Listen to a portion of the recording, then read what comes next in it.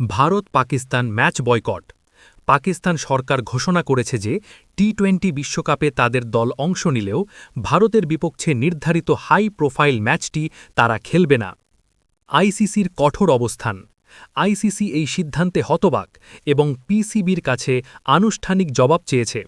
আগামী ৪৮ ঘণ্টার মধ্যে একটি জরুরি বৈঠক ডাকা হয়েছে, যেখানে পাকিস্তানের বিরুদ্ধে কঠোর নিষেধাজ্ঞার সিদ্ধান্ত নেওয়া হতে পারে। সংকটের সূত্রপাত।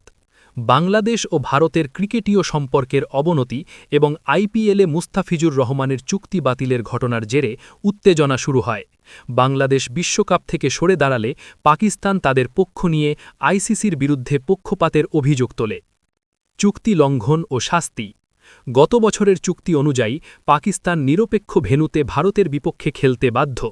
এখন এই চুক্তি লঙ্ঘন করলে পাকিস্তানকে বিশ্ব ক্রিকেট থেকে বিচ্ছিন্ন করা বা এশিয়া কাপ থেকে নিষিদ্ধ করার মতো কঠোর শাস্তির মুখে পড়তে হতে পারে।